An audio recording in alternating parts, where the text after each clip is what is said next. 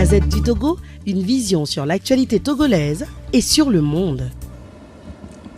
Excellences, Monsieur le Président de la République, votre présence parmi nous à ce deuxième sommet citoyen ouest-africain est un acte fort et atteste l'idée selon laquelle les gouvernants doivent être à l'écoute de leur peuple. Nous tenons à vous dire toute la gratitude des participants car malgré votre emploi du temps chargé, vous avez pu vous libérer pour participer à ce sommet sur la bonne gouvernance, l'alternance et la démocratie. Vous manifestez ainsi que pour vous, si le titre de chef est donc une mission, vous partagez avec nous le statut de citoyen de l'espace communautaire de l'Afrique de l'Ouest. Excellence, se sentir tous membres du même espace CEDEAO, c'est s'enquérir de son état et de se préoccuper aussi de son avenir. Excellence, Monsieur le Président de la République, au sujet de l'état actuel de notre espace, les jeunes ont montré jeudi dernier, lors du sommet panafricain de la jeunesse, que, malgré les divers problèmes, la CEDEAO des peuples est vraiment possible. Ainsi, la première recommandation qui émane des jeunes pour la réalisation de la CEDEAO des peuples est celle-ci. Que tout jeune de la CEDEAO puisse aller sans difficulté du lac Rose du Sénégal à Benin City au Nigeria, en passant par les forts de la côte ghanéenne, le lac Togo et la porte du non-retour à Ouidah au Bénin. Que des circuits soient organisés entre les différents pays de l'espace, n'est-ce pas valoriser nos différentes richesses culturelles et favoriser de ce fait la CEDEAO des peuples. Excellence, Monsieur le Président de la République, l'espace communautaire a adopté le protocole additionnel en 2001 sur la bonne gouvernance et la démocratie. Pourtant, nous assistons à un recul démocratique ces dernières années. Le virus du troisième mandat en Afrique, nouvelle forme de coup d'État, a atteint l'Afrique de l'Ouest et bouscule la vie dans nos nations. Excellence, votre pays peut-il produire un vaccin contre cette pandémie? Nous voulons bien le croire, car la Constitution béninoise stipulant qu'en aucun cas, nul ne peut faire plus de 2 mandats dans sa vie. Pourriez-vous alors accepter ce témoin symbolique pour que Cotonou devienne la capitale de la limitation de mandats en Afrique? Le témoin est fait de 2 matières, l'ébène et l'or. Le témoin est fait par 2 artisans, un ébéniste togolais et un bijoutier sénégalais. Et le témoin contient exactement 20 grammes d'or. La symbolique du 2 se retrouve dans ce témoin africain comme le nombre de mandats maximum que nous défendons dans le continent. Excellence, ce sommet sera sanctionné par une déclaration que nous vous transmettrons. S'en suivra une campagne panafricaine de mobilisation autour de la limitation de mandats pour une dévolution démocratique. En comptant sur votre soutien personnel, nous vous souhaitons, Excellence, tous nos vœux de réussite dans l'exercice de votre haute fonction. Je vous remercie.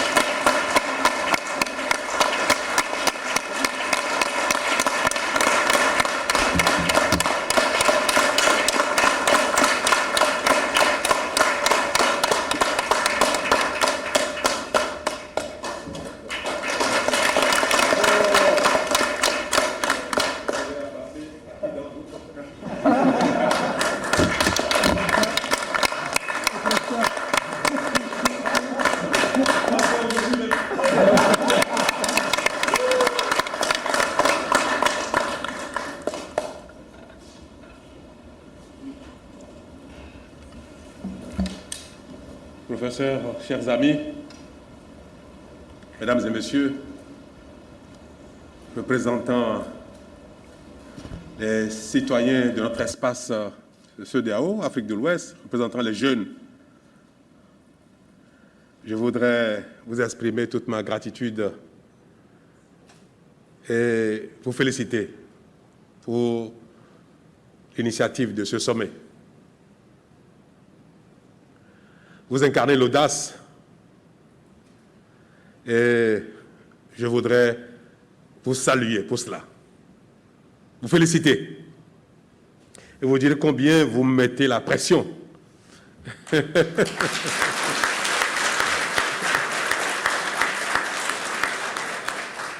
Pas pour l'idéal de ce sommet, pas pour ce que vous prônez, le respect impératif de l'alternance.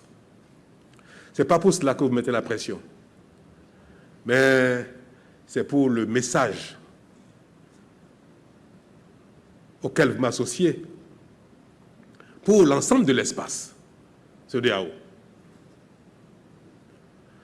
Vous comprenez combien c'est difficile pour un président en exercice qui a choisi de faire de ses réformes l'alternance comme un élément fort. Combien il lui est difficile de prôner, de faire la promotion de son idéal à lui dans un espace où tout n'est pas pareil. Un espace dans lequel on ne se ressemble pas tous. Un espace dans lequel j'ai en tout cas l'obligation de ne pas donner de leçons.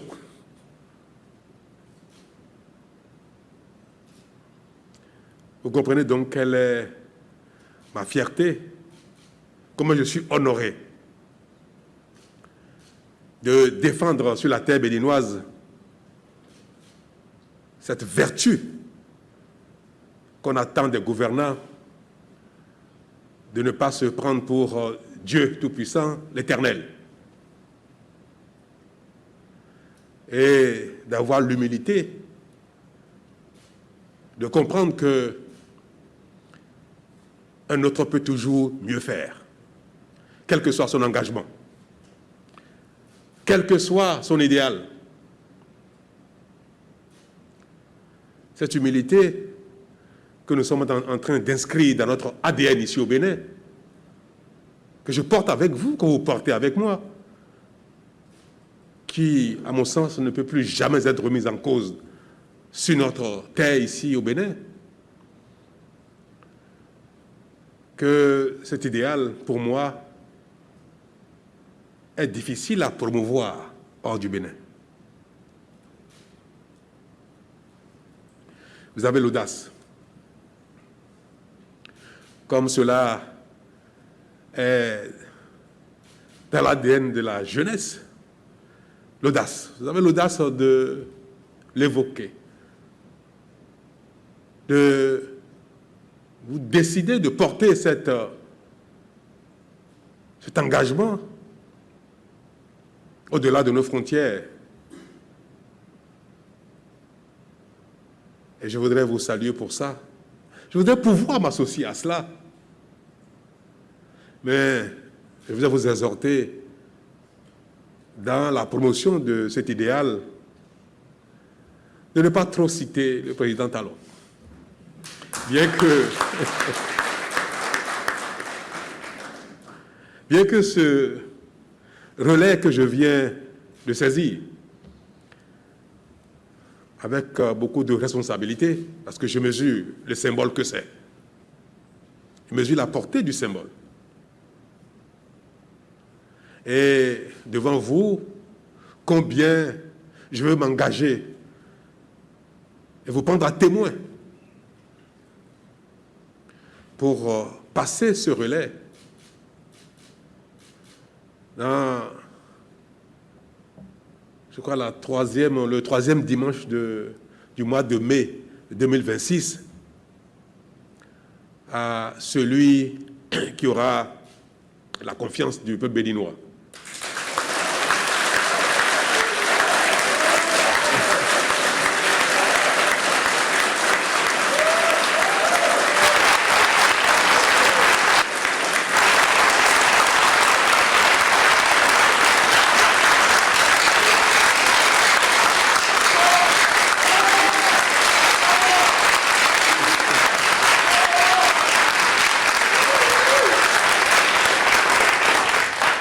Est-ce que ce que je viens de dire mérite tant d'ovation de...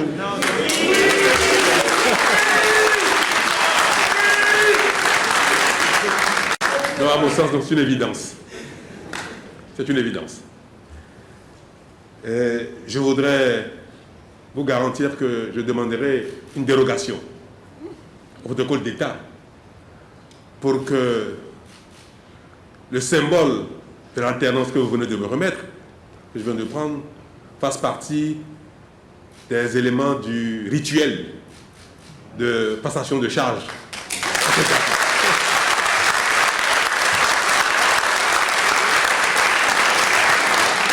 J'en prendrai bien soin et je le transmettrai à mon successeur en lui disant de bien lire le chiffre 2.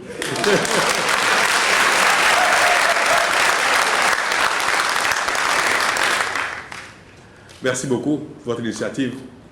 Merci pour ce sommet, pour la bonne gouvernance, la démocratie et l'alternance. Vous savez très bien que la démocratie et l'alternance, ce n'est pas que, en soi, elles suffisent pour apporter du développement et du bonheur au peuple. C'est parce qu'on estime que la démocratie et l'alternance peuvent induire la bonne gouvernance, chose essentielle au développement des communautés organisées. Les hommes ont choisi depuis la nuit des temps de s'organiser en communauté. Ils ont avant cela vécu chacun pour soi, en petits groupes, en individuel. Puis depuis très longtemps, les hommes se sont organisés en communauté.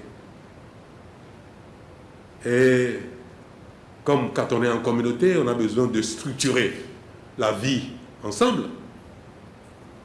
On a besoin d'avoir une organisation sociale, des responsables à divers niveaux. Les hommes ont instauré donc la gouvernance de la vie en communauté, des communautés, pour leur bien-être collectif et le bien-être individuel. Le rôle donc de ceux qui sont chargés d'exercer des responsabilités dans la communauté, leur rôle, c'est d'œuvrer à ce que, ensemble, on se sente bien, on puisse faire face à nos défis, à nos besoins, et que chacun, dans l'ensemble, puisse trouver satisfaction à ses besoins, à son épanouissement. C'est cela, le rôle d'un responsable. Et comme aucun homme n'est à l'image véritablement du Créateur, nous disons que nous sommes à l'image de Dieu, mais nous manquons de l'essentiel. Nous ne sommes pas omniscients et nous avons des travers, le péché. Et pour que nos faiblesses, nos insuffisances ne compromettent pas la communauté entière, dans l'État moderne, il a été convenu, pour améliorer la gouvernance de la cité, a été convenu que la démocratie était un élément fort de la bonne gouvernance des communautés.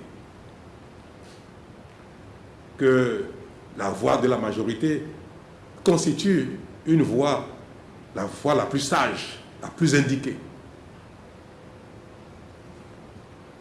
Que si l'homme est fait un peu à l'image de son Créateur, que dans une communauté, que le grand nombre, que la majorité représente davantage la volonté du Créateur que la volonté d'un seul composant. Donc le grand nombre a prépondérance sur l'individu. La majorité a prépondérance sur l'unité, sur le singulier. Et c'est bien pour ça que la voix de la majorité doit impérativement s'imposer à la voix de l'individu, la démocratie. Que la majorité choisisse librement ce qu'il convient à elle. Et que plus tard, et notamment dans les communautés où les chemins de la démocratie paraissent encore compliqués, paraissent encore parfois ambigus, que les communautés dans lesquelles il y a encore beaucoup d'ignorance, beaucoup de gens qui n'ont pas la connaissance, l'éducation nécessaire, la culture nécessaire, que dans ces communautés, nul ne s'arroge définitivement ou trop longtemps les prérogatives, la responsabilité de diriger la cité en manipulant ou en ayant la possibilité de manipuler même les instruments de l'expression de démocratie. Parce qu'on a tendance à dire, ceux qui défendent que pourquoi est-ce que le mandat limité à 2, l'alternance doit s'imposer à la volonté de la majorité. Si la majorité décide que quelqu'un doit faire 2, 3 ou 4 mandats, est-ce que ce n'est pas de la démocratie aussi? C'est pertinent, ceux qui le disent. Ceux qui disent que le mot alternance est antinomique de la démocratie. Que l'obligation de limiter le mandat à 2 est contraire à la démocratie. Ils donnent des exemples de pays développés, évolués, par rapport aux références du monde moderne, que dans ces pays, la notion de limitation de mandat n'est pas absolue. Donc, que l'expression de la démocratie peut parfois être à l'encontre de l'exigence de limitation des mandats. Mais ce qui justifie notre position, ce qui justifie votre position, ce qui justifie qu'on fasse la promotion de la limitation des mandats et de la nécessaire alternance au sommet de la gouvernance des cités, des communautés, c'est que, principalement dans les pays où c'est encore fragile, pays dans lesquels un grand nombre de citoyens manquent encore de culture, d'éducation, de moyens d'expression de leur volonté. Un grand nombre manquent de moyens d'expression réelle de leur volonté. Que ceux qui sont à la charge à un moment donné n'abusent pas de la faiblesse de leurs concitoyens, du fait que ceux-ci n'ont pas toujours les moyens d'exprimer leur volonté, que ceux-ci n'en abusent pas pour s'éterniser dans la fonction quand bien même ils seraient mauvais. De 2 mots, il faut choisir le moindre. Le moins de mal. Dans nos communautés qui sont en train d'évoluer, qui sont en train d'acquérir les uns après les autres les ingrédients de l'expression réelle de la volonté populaire. Dans ces pays-là, dans ces communautés-là, il convient, puisqu'on ne sait pas qui est qui, comme on dit, il convient de limiter les mandats. Quoi que puisse être la qualité de l'un au passage. Mais donc, de manière générale, limiter le mandat pour que ceux qui sont bons, dans le meilleur d'eux-mêmes pendant cette période, Et d'ailleurs, l'une ne peut être éternellement bon. Et que ceux qui sont mauvais n'usent pas de leur capacité de nuisance trop longtemps. Donc quand on fait la balance des avantages et inconvénients, l'évidence est claire. Limiter les mandats est à tous égards au profit du peuple que de laisser les uns et les autres rester éternellement dans la fonction, sachant qu'en général, les plus mauvais sont plus nombreux que ceux qui sont bons.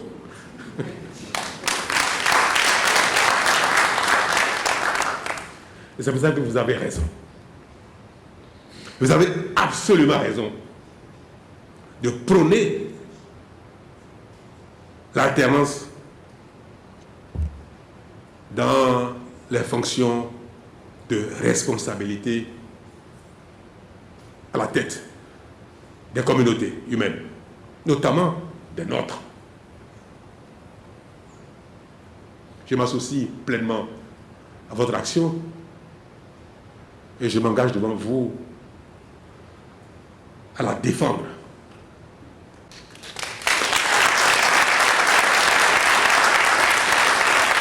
À en être un témoin. Un exemple ici, comme mes prédécesseurs. Ce mérite, il n'est plus le mien ici au Bénin. C'est un acquis pour nous. Mes prédécesseurs l'ont montré. J'ai simplement à faire comme eux, afin que ceux qui vont venir après continuent de faire comme nous. Donc au Bénin, ici, ce n'est plus quelque chose d'extraordinaire. L'alternance, la limitation des mandats. Alors nous devons donc œuvrer à renforcer cela au Bénin. Chacun devra œuvrer à ce que ce soit durable. Mais vous pouvez le porter au-delà de nos frontières, au-delà des frontières du Bénin. Et moi, je me contente de faire ce qui est de mon devoir ici, au Bénin. Merci.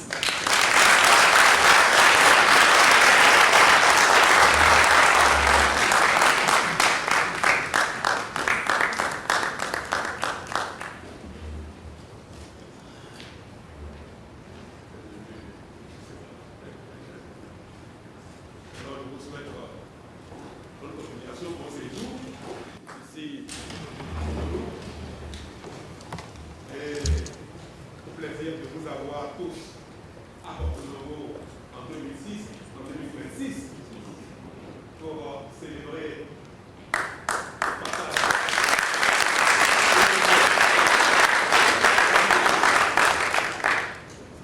Je vous remercie.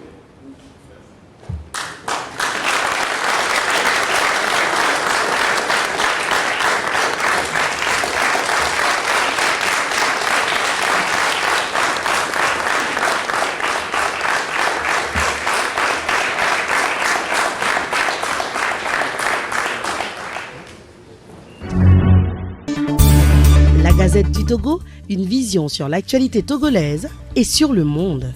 Rejoignez-nous sur le www.lagazettedutogo.com ou sur nos comptes Facebook, Twitter et YouTube. Pour tout contact, écrivez à contact@lagazettedutogo.com ou appelez le 92 80 88 53. La Gazette du Togo, c'est l'information en continu.